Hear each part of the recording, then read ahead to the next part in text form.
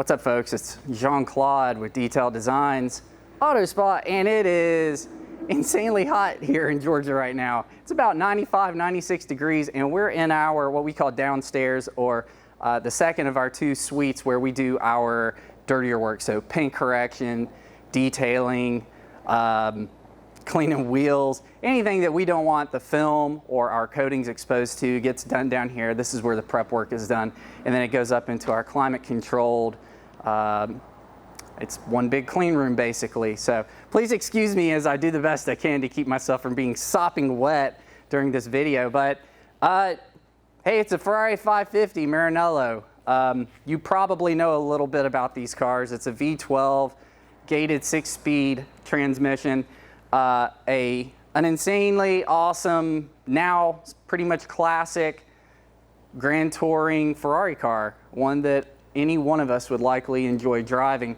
Well, the gentleman that owns this car has owned it for a number of years, and he wants to be able to drive it more without sweating the small stuff. But because the car, I mean, yeah, it does have at least a few thousand miles on it. We won't say exactly how much, but because it has been driven somewhat, it does have impact marks. It does have some swirl marks. It has some stuff going on with the paint that he isn't super crazy about.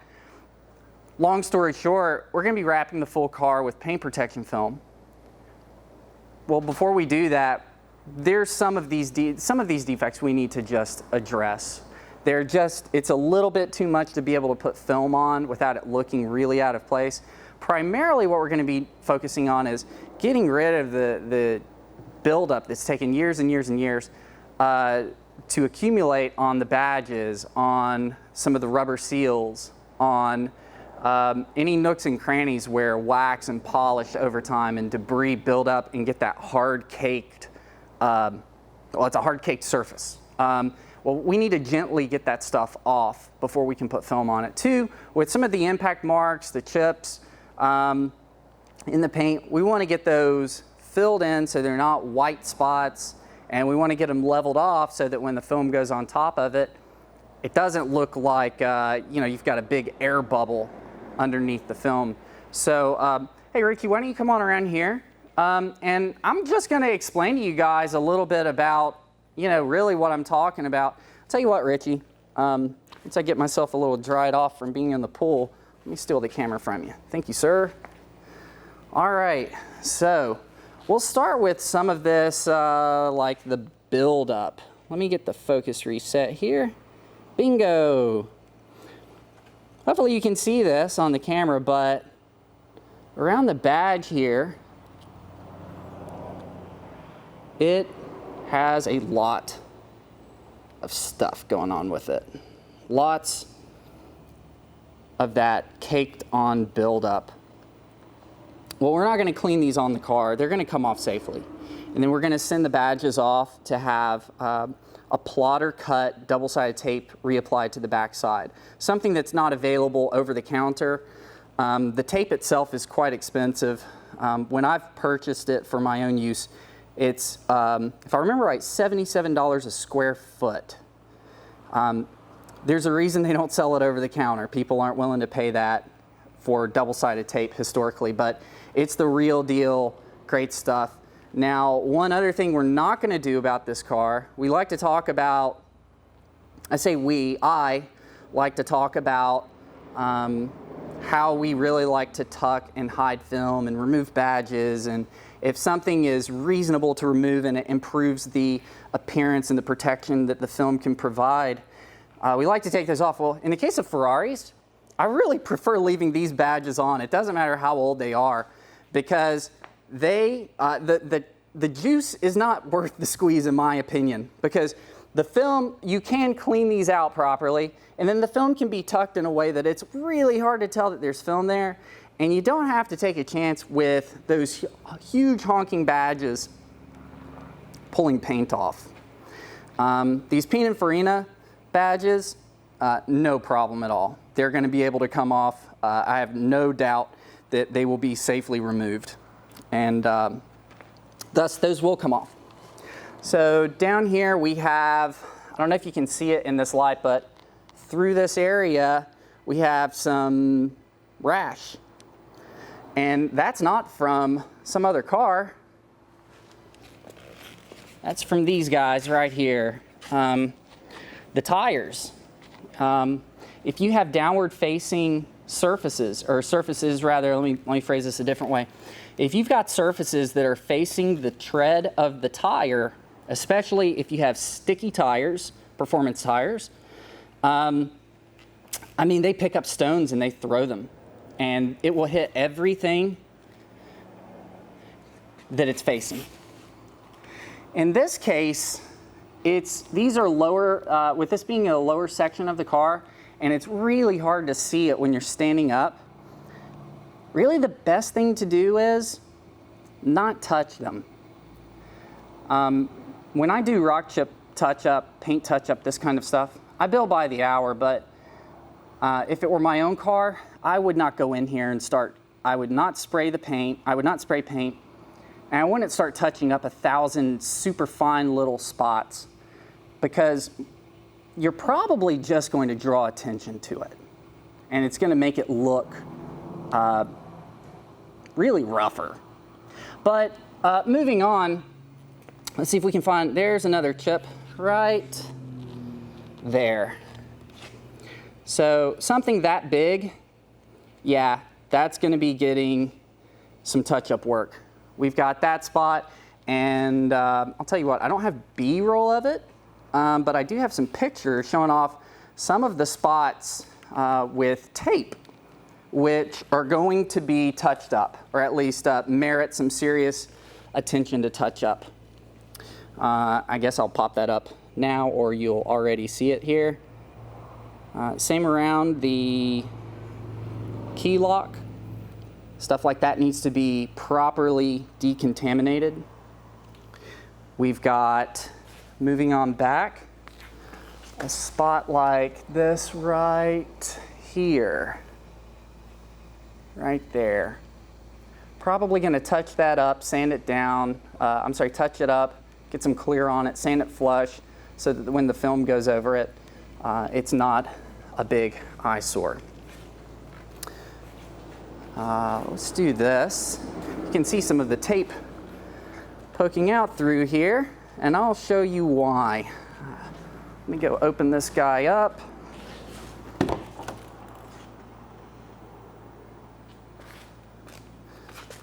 Here we go. Say what's up, guys. What's up, guys? This guy. All right. So these are some of the areas. I haven't gone back and removed the tape yet, but you can probably see there's some paint missing here. I'm shooting in black and white with red focus peaking, so when I talk about what you should be able to see, I am not a blind person, but when shooting video and not being, a subject expert of shooting video, we do the best we can, but I'm not sure how it's going to look until I get it on a monitor. So these spots are going to get some attention as well. No, the film, when we do the back, the film's not going to come up all the way over to here. The film will go to this inside crevice. It's not practical to wrap this stuff. Not just that, but there's a lot of texture from the when that was welded, and it just doesn't make sense. More is not always better. That's definitely the case with that. I'll close that all the way later. These badges do come off. They're reasonable to be pulled off, and it allows us to properly clean them out. And not just that, but when we put film on it, it's going to be seamless. To properly remove the badges, it's not a super crazy quick process, but it's also not unreasonable in the amount of time it takes, and it's definitely worth it. When it comes to the fit and finish, oh, what's this? Yes, these are the defects that I was talking about. Let's see if we can get any of the distractions in the background out of the way. There we go. Swirl Marks, I mean, this is everywhere on the car. I went ahead and got this set up so you could see it on video. but my client was considering having paint correction performed before we wrap the car, and that is something that we offer. But when you wrap, these are really, even though they look awful here, they're superficial. But it is expensive to properly level these defects. Well, when you wrap a surface, those defects, you cannot see those types of defects. There's two styles of defects, three things that you're going to see when you install film. You're going to see debris that's under the film, so if a piece of trash like a big speck of sand, something like that, a hair, or a fingerprint if somebody's got oily fingers when they touch the film and install it. You'll see a height differential. So let's say, how can I put it? Let's say you've got a rock chip and you don't fill it and level it. There's a height differential underneath the film. The low spot would be where the chip is. The kind of plateau around it would be all of the rest of the paint. Well, you would see the air pocket, the very small air pocket between the rock chip and the plateau of paint, if that makes sense. I just made that up. So if it sounds really stupid, please forgive me. And then the other thing you're going to see is a color differential. So let's say we were to take a white rock chip and we just fill it with clear coat, sand it, polish over the spot so it's nice and glossy and it's flush. Putting film over it is not going to take white and turn it red. Even though these spots look a different color, they're not a different color. You're just seeing light refracting off of a bazillion little tiny scratches is what it is. It's just light refracting. But where you have a true color differential, you're not going to be able to mask that with paint protection film. Well, what does that mean? If it's a big deal to you that you get the paint corrected before it gets wrapped, you can do that. But outside of, being in a vacuum of two cars right next to each other, one, let's say this one just got those rock chips touched up and then the film, and let's say the other one got full paint correction, rock chips touched up in a film, and exact same car in an impossible vacuum of them being right next to each other, there is the chance you could see the one that got paint correction, that it may have a slightly deeper luster. But in practical terms, you're not going to be able to tell a difference. So for most folks, it's a matter of is it going to drive you crazy knowing there are defects underneath the paint protection film? Are there superficial defects underneath the paint protection film? And it's the answer to that is subjective. I told the gentleman that owns this car, he did not have to pay our hourly rate to have paint correction done if he's getting a full wrap, which he was already asking about, because it's going to look nice anyways. And I may throw up some B-roll here of something showing you that. We'll see here. I'll have to see how it goes in post. But moving on in this car, I think you guys get it. Let me do this. I'm going to set a new focus point here. There we go. And we're going to touch on the next thing we're going to work on here, which is this trim, the black metal trim. You can probably see in the video here, the paint's coming off. Well, using black vinyl, I'm going to go back and rewrap it. Is it going to be as good as brand new pieces or pieces that have been painted? No, but it's also not going to cost thousands of dollars to have it done. And the gentleman that owns this car loses no leverage in having that done in the future. Or let me phrase that a different way. That might not be the right way to put it. he loses nothing potentially except for the few $100s it's going to cost to properly wrap these with vinyl. But the potential gain is that he doesn't spend thousands of dollars replacing these trim pieces, which if it were me, I'm not a fan of having stuff like that pulled off. It's a little scary. Stuff tends to rub up against other surfaces, things get broken, etc., etc. We do have some more rock chips. On the hood here, we have some small stuff. Let me see if I can get a focus here on something good. I think we had one. There it is. Can you see it right there in that center white reflection? That's big enough that needs attention. And we have a few on the hood like that need attention, but there's also some super fine rash or pitting. I wouldn't even call it rash. It's just pitting that, I mean, you put film over it, it's still gonna look a lot nicer than the bare surface. Is it perfect? No, but I mean, we're talking about a well-enjoyed 550 Maranello. We're not talking about a brand new car. Well, here's some more of that hard caked on junk that we're gonna have a blast getting out. And then of course, the wheels, wheel wells, tires, all of this stuff is going to be really cleaned up super, super well and safely so that we don't end up causing more problems with the finish on the older surfaces of these wheels. So that's mostly it. I know I'm a long-winded guy, so please forgive me if this video is super duper boring.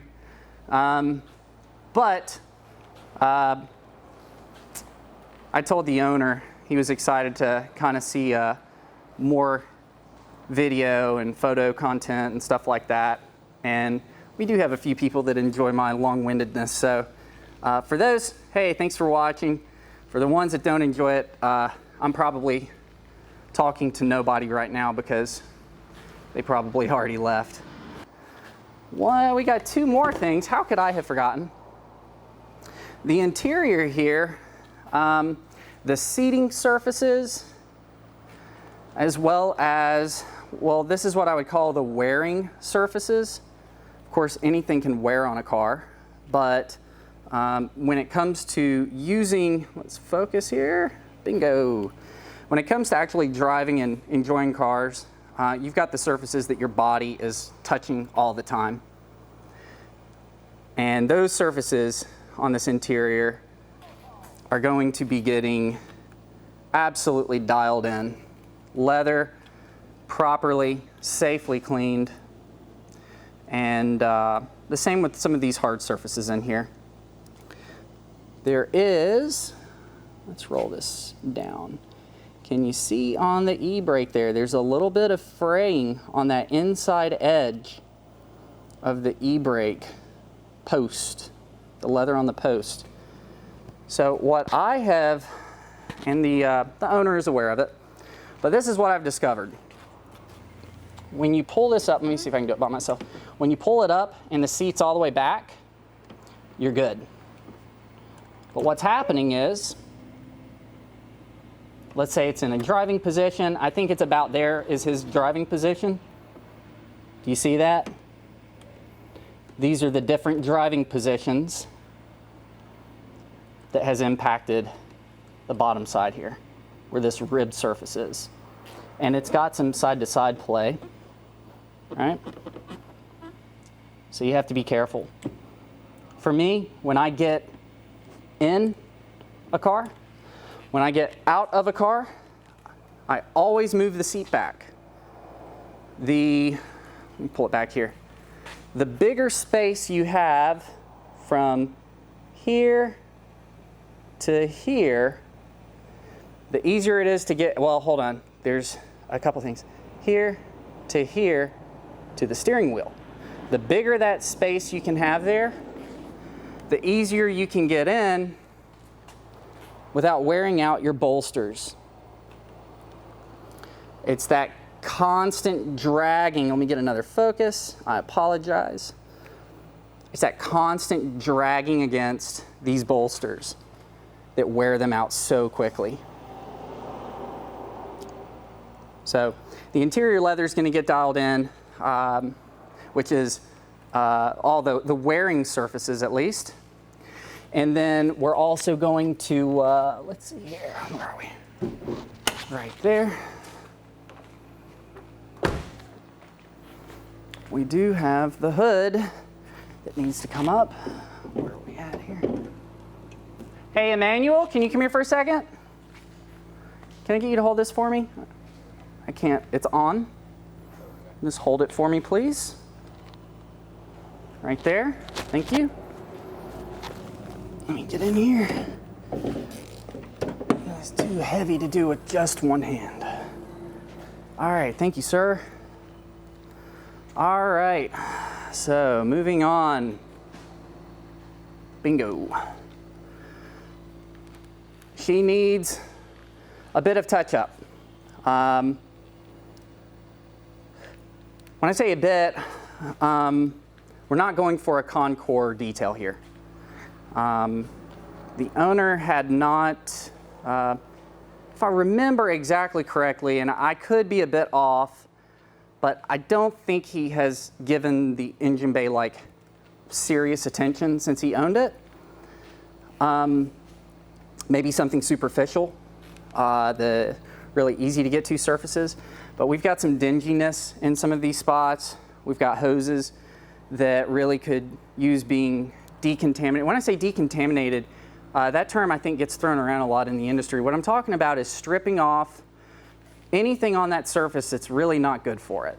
So if at some point somebody's put like a tire dressing or like some type of really rich petroleum distillate greasy oil on hose, yeah, it's gonna make it shiny. I mean, I'm not a fan of shiny looking hoses. I'm a fan of hoses that look healthy, that kind of like leather. I don't want shiny leather.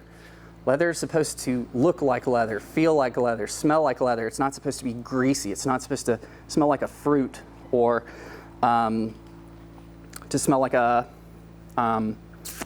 sterilized, like a hospital. Your engine bay, the big thing is don't have greasy surfaces because that collects dust, and have conditioned surfaces too. You use that greasy stuff, it tends to destroy the elasticizers in rubbers and plastics, and it actually ages them quicker. So what we're going to be doing for this engine bay is throwing about 4 to 5 hours at it, cleaning it with steam, brushes, and a light citrus cleaner. There's no chance we would spray an engine bay like this down. There's just too much that can go wrong. It really needs to be treated differently. So that's pretty much it. Now I can say that's pretty much it, but we'll have some pictures, possibly some video of the process, and hopefully, we'll definitely have some stuff to show off the finished project when we're done with it. It's going to be with us for a number of weeks while specifically the paint touch-up stuff is done, because that is not a quick process to do it the best way possible. In the meantime, thanks for watching, and we'll see you guys around.